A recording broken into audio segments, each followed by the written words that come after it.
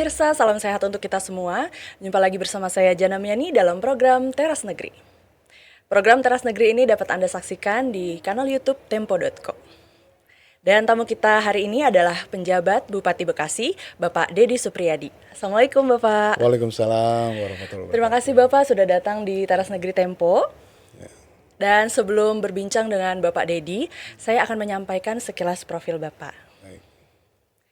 Bapak Dedi dilantik menjadi penjabat Bupati Bekasi pada 15 Agustus 2024. Sebelum menjadi penjabat Bupati Bekasi, Bapak Dedi adalah Sekretaris Daerah Kabupaten Bekasi. Jadi beliau sudah tidak asing dengan kondisi dan karakter Kabupaten Bekasi. Sebagaimana kita ketahui, Kabupaten Bekasi merupakan wilayah yang berkembang pesat, baik dari sisi perekonomian, sumber daya manusia, dan infrastrukturnya. Kabupaten Bekasi juga dikenal sebagai sentra industri terbesar di Indonesia. Di sana terdapat kawasan industri Jababeka, MM2100, dan sebagainya.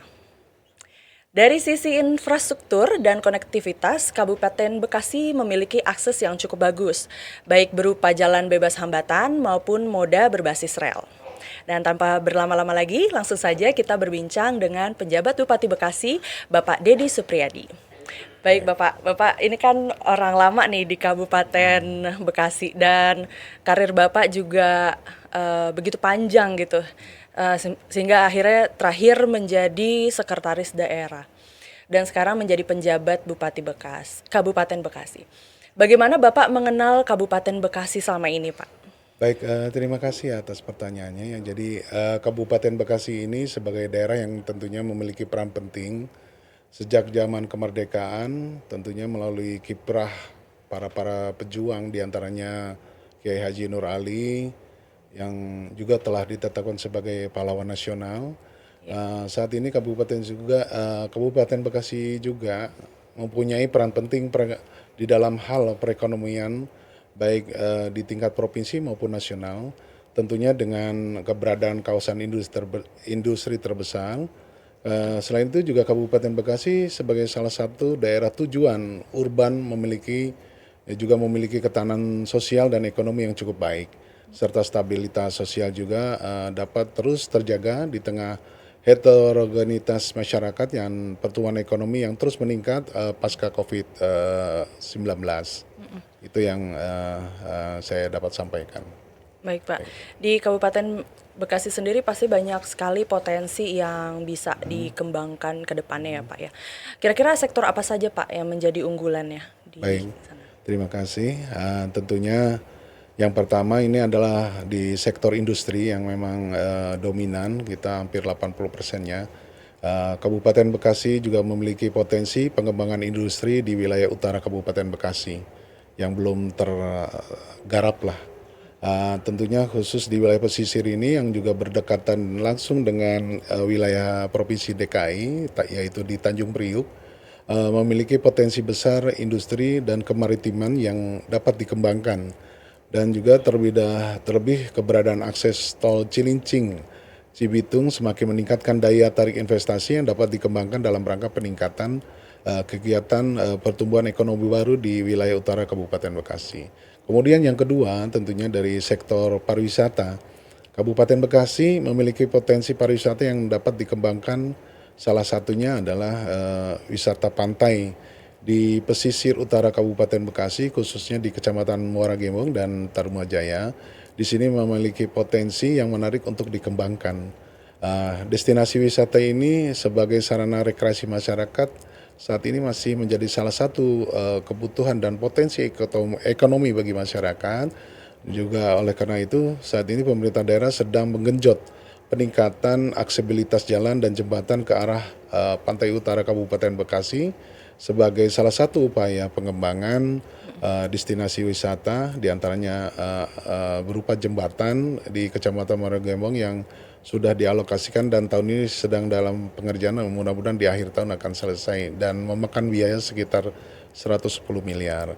Kemudian juga selanjutnya juga ada beberapa wisata alam situ, juga keberadaannya berbagai situ di Kabupaten Bekasi juga memiliki potensi pengembangan destinasi wisata. Upaya upaya ini tentunya pengembangan ini selain untuk menjaga keberadaan dan kelestarian situ, juga dapat meningkatkan ekonomi masyarakat sekitar. Selanjutnya juga di sektor wisata industri, saat ini pemerintah daerah telah bekerja sama dengan beberapa perusahaan dalam menyelenggarakan wisata industri. Wisata ini tentunya sebagai sarana edukasi juga bagi masyarakat yang ingin melihat secara langsung proses produksi suatu produk. Kemudian juga dari berbagai perusahaan juga di Kabupaten Bekasi. Saat ini perusahaan yang sudah bergabung dalam program wisata industri ini ada sebanyak 24 perusahaan dengan jumlah kunjungan wisatawan sebanyak 44.880 orang yang sudah mengunjungi dengan program ini.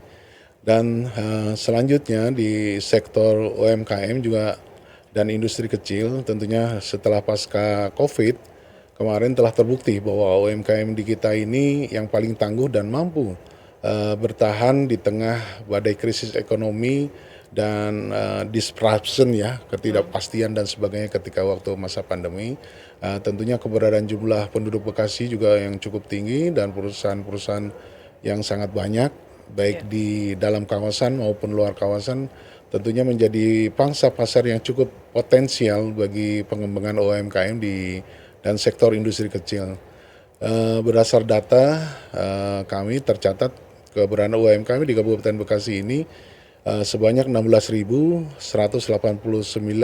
UMKM dan ini tentunya menjadi potensi yang dapat terus dikembangkan. Baik, Pak. Itu mungkin. Wisata industri itu menarik sekali ya, Pak. Siap. Mengingatkan Kabupaten Bekasi itu sektor industrinya unggul ya, Pak ya. Unggul, Nah, ya. nanti kita akan Berdaya bahas. saing lah. Betul. Ya, Nanti kita baik. akan bahas nih, Pak, Baik. tentang sektor industri. Oke, baik, Pak. Bapak kan dilantik sebagai penjabat bupati itu pada 15 Agustus 2024 lalu. Dan apa saja sih, Pak, cita-cita Bapak atau target yang Bapak ingin wujudkan di Kabupaten Bekasi? Baik, terima kasih.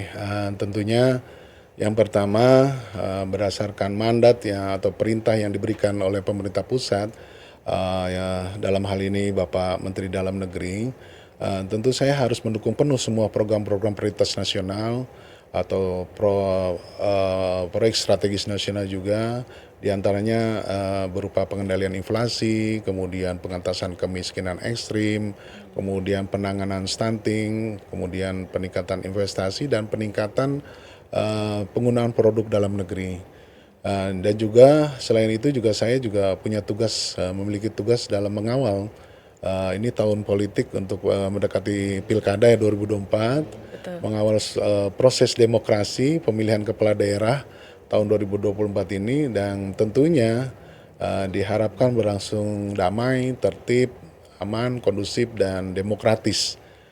Selain itu juga saya ingin juga membawa Kabupaten Bekasi terus tumbuh dan berkembang sebagai daerah yang maju dan memiliki daya saing yang kompetitif baik dalam tataran di tingkat Provinsi Jawa Barat maupun Jabodetabek sampai dengan nasional bahkan internasional dan tentunya harapan kami setelah ditetapkannya RPJP jangka panjang 2025-2045 karena sudah menjadi perda ini harapan kita mudah-mudahan Kabupaten Bekasi juga termasuk di dalam menyongsong Indonesia Emas. Selanjutnya juga tentunya dalam jangka pendek ini juga saya berharap terus berupaya di dalam menyelesaikan berbagai permasalahan yang dirasakan juga oleh masyarakat secara langsung yang saat ini adalah diantaranya permasalahan pengangguran yang tergolong masih cukup tinggi. Saat ini juga masyarakat juga sedang menghadapi kekeringan ya. Mungkin tidak hanya Kabupaten Bekasi, mungkin kabupaten kota lain juga di beberapa wilayah sedang mengalami hal yang sama tentunya di bidang pertanian.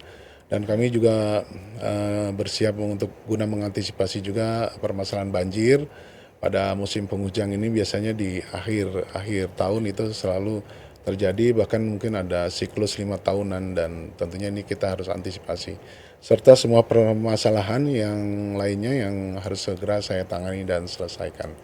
Baik. Dari target tersebut kira-kira tantangan apa, Pak, yang Bapak hadapi untuk merealisasikan target tersebut? Tentunya di sini yang yang paling pertama ini adalah dalam hal pendanaan ya, pendanaan pembangunan. Bicara masalah pembangunan tentunya sangat identik dengan pendanaan anggaran lah itu. Ya, ibarat sekeping mata uang, pembangunan tidak dapat dua sisi mata uang ini, pembangunan tidak bisa dipisahkan dengan pendanaan.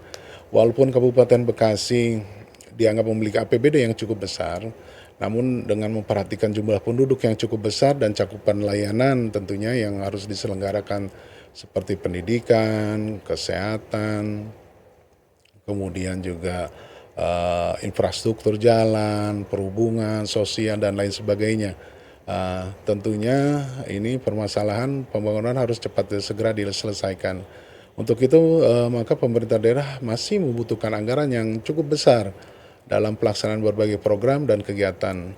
Oleh karena itu tantangan ke depan adalah bagaimana pemerintah daerah dapat meningkatkan kapasitas pendanaan pembangunannya baik melalui peningkatan pendapatan asli daerahnya dan juga dana transfer dari pemerintah provinsi dan pusat maupun melalui pendanaan kreatif, kreatif financing seperti bekerja sama pemerintah dan badan usaha atau KPBU, ada CSR, ada BOT dan lain-lain sebenarnya. Jadi tidak hanya mengandalkan dari APBD saja. Kemudian juga tentunya di dalam hal yang keduanya adalah tentunya dengan adanya kewenangan yang terbatas. Berbagai permasalahan yang dihadapi pemerintah daerah saat ini dalam penanganannya erat dengan kewenangan instansi lain, mungkin rentang kendali ada di instansi lain sehingga pemerintah daerah memiliki kendala dalam melakukan intervensi secara langsung. Tentunya hal ini terkait dengan kekeringan, contohnya misalnya ya, seperti kekeringan yang saat ini melanda untuk wilayah pertanian, untuk pertanian dan juga pemerintah daerah juga memiliki keterbatasan terkait pengelolaan pada saluran irigasi tersier yang kewenangannya mungkin ada di pusat ataupun di balai atau PJT, sedangkan tentunya jaringan irigasi primer dan sekundernya menjadi kewenangan pemerintah pusat. Nah itu tentunya termasuk juga pengaturan debit air. Ini kewenangan PJT ya, Jasa Tirta 2 di kita itu juga menjadi kewenangan pemerintah pusat. Perbedaan kewenangan tersebut yang tentunya kadang-kala menyebabkan proses penanganan dan penganggaran belum dapat dilaksanakan secara selaras antara pemerintah daerah dengan pemerintah pusat, baik volume anggaran yang dibutuhkan maupun pelaksanaan di dalam tahun anggaran. Iya, jadi butuh banyak kolaborasi ya Pak Ya betul. dengan pemerintah pusat. Nah Pak, kita sempat ngebahas tentang industri, sektor industri di Kabupaten Bekasi. Nah, bagaimana Bapak mendorong keberadaan kawasan industri ini supaya terus diminati investor dan juga membawa manfaat bagi perekonomian daerah dan masyarakat? Baik, terima kasih.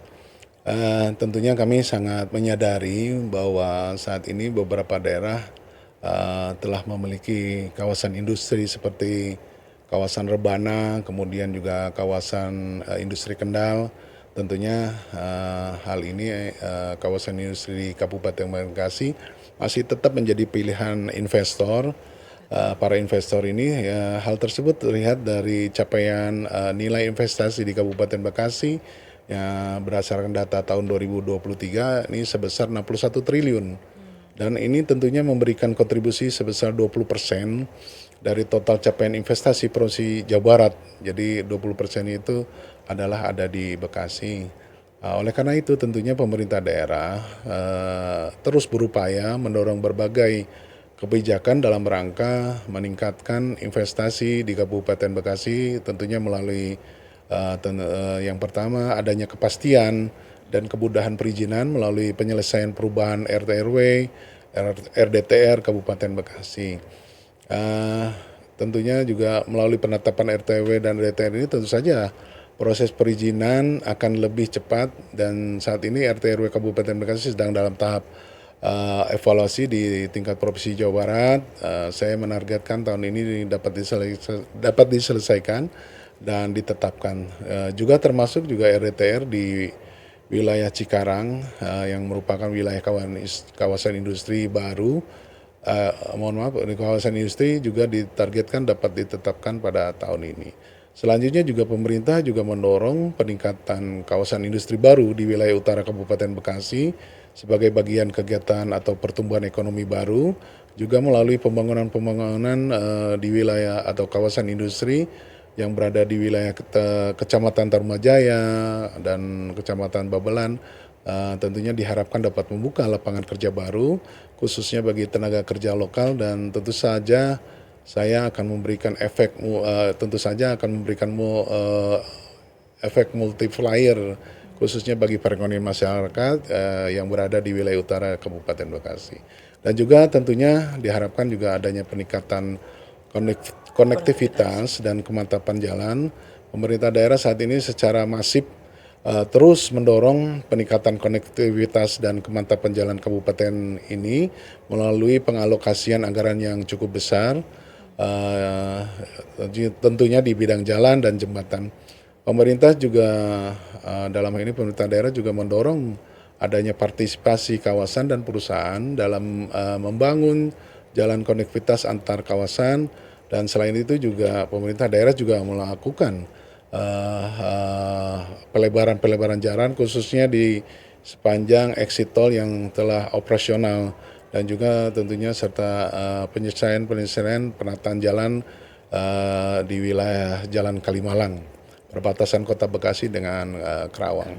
Selanjutnya juga dalam hal ini pemerintah daerah pada saat ini juga sedang menyusun kebijakan insentif dan disinsentif bagi investasi di Kabupaten Bekasi, yang tentunya diharapkan kebijakan ini dapat ditetapkan melalui peraturan daerah yang akan dibahas bersama DPRD.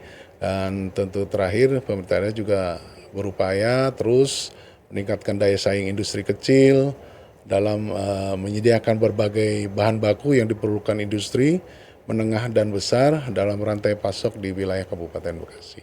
Baik, Pak. Kalau contoh konkretnya ada nggak sih Pak, investasi yang masuk ke Kabupaten Bekasi itu bisa berkontribusi langsung gitu untuk meningkatkan ekonomi di sana? Baik, terima kasih. Tentunya sebagai yang mana yang telah kami jelaskan sebelumnya, bahwasanya pemerintah daerah juga memiliki perhatian besar pada sektor UMKM dan industri kecil.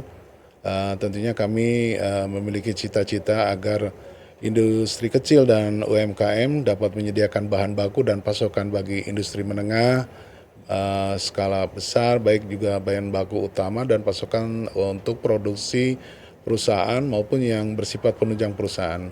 Melalui pembentukan link and match atau rantai pasok tersebut diharapkan sektor UMKM dan industri kecil dapat tumbuh dan dengan cepat dan kuat. Oleh karena itu tentunya pemerintah daerah perlu melakukan berbagai upaya dalam menyiapkan dan meningkatkan daya saing sektor industri kecil dan UMKM tersebut. Tentunya diantaranya misalnya seperti satu, fasilitasi dan pendampingan dengan memberikan berbagai sertifikasi bagi UMKM dan industri kecil seperti sertifikasi halal, pendampingan pengemasan produk, pemasaran dan pemberian gratis nomor induk berusaha serta lain-lain yang sifatnya adalah menunjang dan untuk UMKM tersebut dan usaha kecil tersebut. Kemudian juga kami juga akan melakukan pembangunan sentra-sentra industri kecil dengan memperhatikan kebutuhan industri menengah dan besar.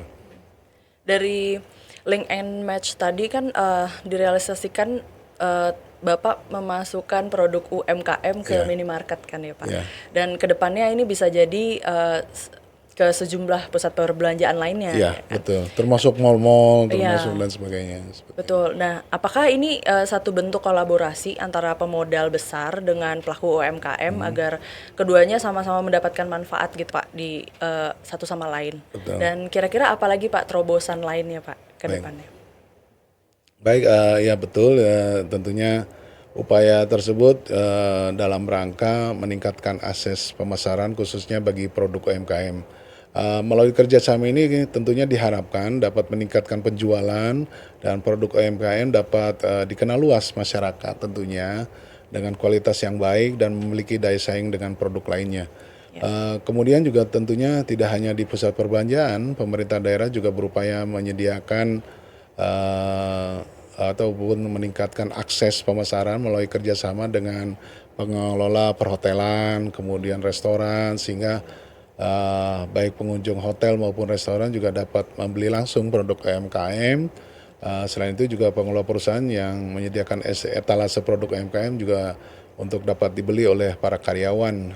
Pemerintah daerah ini juga bekerja sama dengan para pengusaha dalam memberikan bantuan edukasi dan pelatihan dalam pengemasan produk UMKM khususnya di bidang makanan ya. Kemudian juga selain itu pemerintah daerah juga sedang juga menggiatkan berbagai event besar dan promosi wisata dan kegiatan lainnya yang tentunya yang diselenggarakan oleh Dinas Pariwisata, Dinas Pemuda dan Olahraga, Budaya dan juga maupun perangkat daerah lainnya yang menyediakan space atau tempat khusus bagi para pelaku UMKM.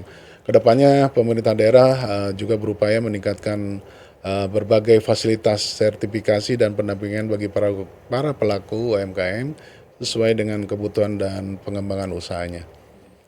Itu UMKM-nya ada seleksi sendiri atau mereka bisa daftar atau gimana Pak untuk bisa berkolaborasi dengan pemodal besar itu Pak? Bisa di mall atau dan lain-lain? Tetap mereka tetap ada mendapatkan bimbingan ya tentunya. Dan juga dari kita juga mereka selalu diberikan pembinaan, pelatihan dan sebagainya. Kita juga malah di pemerintah daerah kami, para karyawan dan juga kegiatan-kegiatan yang pengadaan barang jasa dan sebagainya, baik itu makan minum dan sebagainya itu diharapkan diutamakan adalah mengutamakan dari hasil produk UMKM. Dan mereka harus ada bukti eviden hasil penjualannya dia sudah dalam 1 bulan ini membeli produk UMKM khususnya yang di wilayah Kabupaten Bekasi. Jadi kita itu merupakan eviden dan itu adalah bagian daripada kinerja ya, indikator kinerja individu. Jadi dia termasuk berarti cinta produk dalam negeri, produknya UMKM dan sebagainya itu kita atur seluruh pegawainya seperti itu. Jadi otomatis mereka juga sebelum di luar kami juga mewajibkan kepada para pegawai karyawan-karyawati Pemda Kabupaten Bekasi seperti itu. Selain juga produk dalam negeri gitu. Jadi alhamdulillah untuk kaitan dengan pengadaan juga dan untuk produk dalam negerinya kita sudah tinggi ya. Hampir 80% dan transaksi juga sudah di atas sekitar 50-an miliar dan sebagainya. UMKM juga alhamdulillah juga udah besar seperti itu. Iya, strategi yang baik Pak. Ya, Bagus sekali.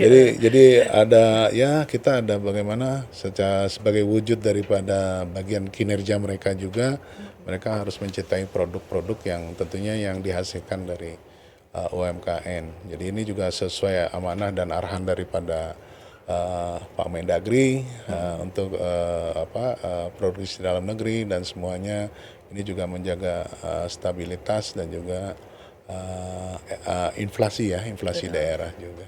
Oke, baik Pak. Ada satu tambahan Mbak yang di kami itu di pemerintah daerah Kabupaten Bekasi kami sudah memiliki aplikasi Bebeli, Bekasi Berani Beli. Bekasi Berani Beli ini tentunya diharapkan agar keikutsertaan partisipasi para ASN, jadi diwajibkan untuk membeli produk-produk yang UMKM dan juga tentunya ini juga setiap dalam pengadaan barang jasa juga seperti itu. Jadi alhamdulillah perkembangannya tiap tahun semakin meningkat ya, udah sampai menyentuh ke angka-angka puluhan miliar dan sebagainya. Ini tentunya juga akan merasa senang. Dan yang sudah masuk bergabung di kami pun sudah hampir ribuan, dari jumlah 16.000 udah banyak UMKM yang terdaftar di dalam e-katalog dan sebagainya maupun aplikasi Bebeli tersebut. Itu mungkin tambahan dari saya. Terima kasih. Iya. Itu berarti hanya ASN atau Sementara bisa ASN, kalau ASN kita kan ada dari yang PNS itu sekitar 14.000, yang non itu ya hampir 30.000 lah itu. Tapi kan dengan keluarganya kan itu tentunya. Jadi nanti mereka bukti pembelian ataupun transaksi itu menjadi salah satu eviden adalah bagian daripada indikator kinerja individunya dia. Jadi itu yang kita pasang dan itu harus report wajib kepada dikelola kepegawaiannya seperti itu. Jadi ya alhamdulillah. Jadi masyarakat dalam hal ini pelaku-pelaku UMKM juga akhirnya karena dicontohkan oleh pemerintah daerah melalui karyawannya, akhirnya kita juga menyebar ataupun berkembang kepada perusahaan-perusahaan juga, kepada karyawan-karyawatinya untuk diharapkan dihimbau untuk juga ada koperasi juga ya. Koperasi biasanya di perusahaan itu banyak malah sampai ada yang omset atau asetnya modal itunya sampai 50 miliar karyawannya dan sebagainya. Alhamdulillah jadi semakin berkembang gitu. Baik. Semoga semakin berkembang dan Ya. terus hidup ya Pak ya, Ya. ininya. Baik Pak, tadi di awal salah satu target Bapak kan mengatasi stunting nih ya Pak. Ya. Nah, apa strategi Bapak untuk menanggulangi stunting di Kabupaten Bekasi Pak?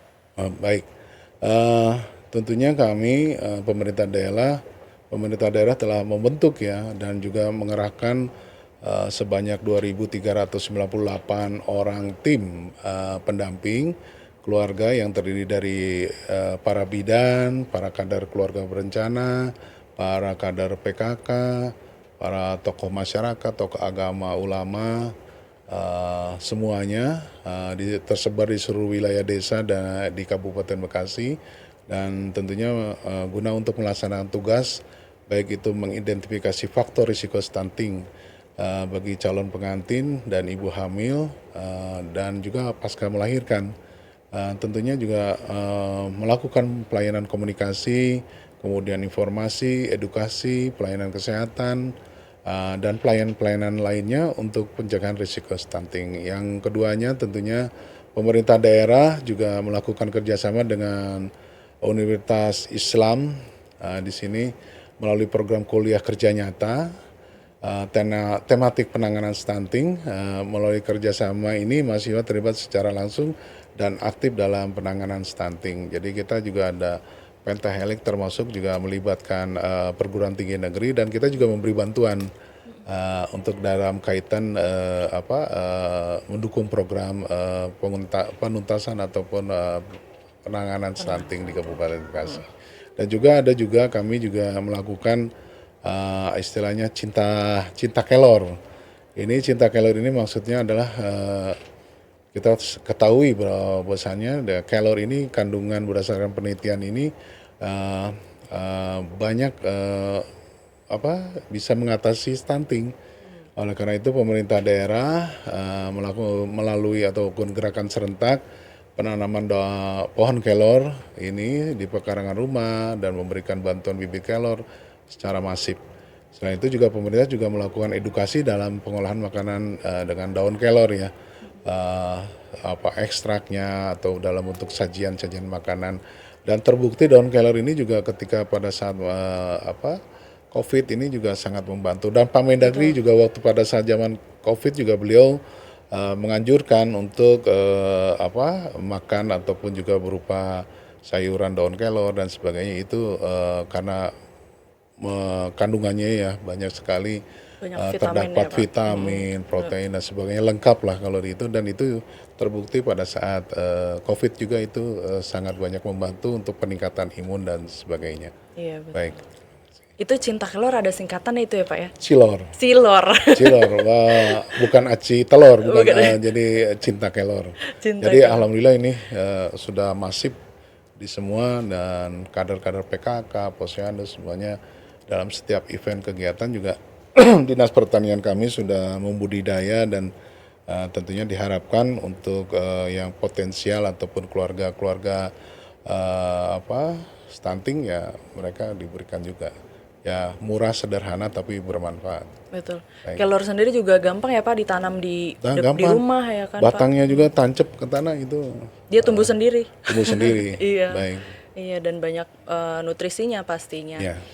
Baik Bapak, kita sudah sampai di penghujung Baik, acara. Menarik terima sekali kasih. perbincangan kita kali Baik, ini. terima kasih Mbak Jana. Iya, baik pemirsa. Jadi kita bisa lebih tahu strategi Bapak Dedi Iya, dalam memimpin Kabupaten iya. Bekasi. Dan pemirsa, sebelum saya menutup bincang-bincang teras negeri kali ini, mari kita dengarkan pernyataan penutup atau closing statement dari Bapak Dedi Supriyadi. Silakan Bapak. Baik, terima kasih. Tentunya hal ini kami pemerintah daerah akan selalu hadir di dalam setiap sisi baik dalam pelaksanaan pembangunan pemerintahan maupun kemasyarakatan. Dan juga tentunya pemerintah daerah Kabupaten Bekasi akan selalu hadir di saat apa yang dilihat, didengar dan dirasakan di masyarakat. Akan kami terutama mungkin permasalahan-permasalahan akan kami segera tuntaskan, kami segera selesaikan semua permasalahan itu tentunya dengan semangat membangun dan juga tentunya siapa harus berbuat apa, siapa harus menyelesaikan apa, siapa harus merencanakan apa dan sebagainya.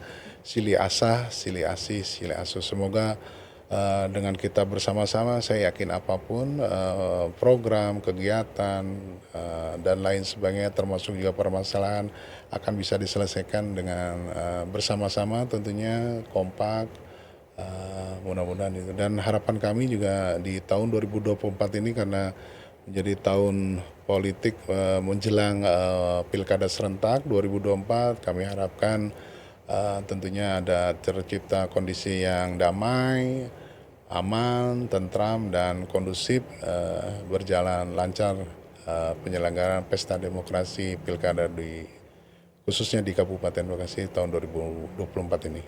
Itu saja mungkin yang dapat kami sampaikan. Terima kasih. Wassalamualaikum warahmatullahi wabarakatuh. Waalaikumsalam warahmatullahi wabarakatuh. Baik, demikian bincang-bincang bersama penjabat Bupati Bekasi, Bapak Dedi Supriyadi. Program Teras Negeri akan kembali dengan sejumlah kepala daerah yang memberi inspirasi untuk kemajuan negeri. Saya Jana Miani beserta kru yang bertugas pamit undur diri. Sampai jumpa.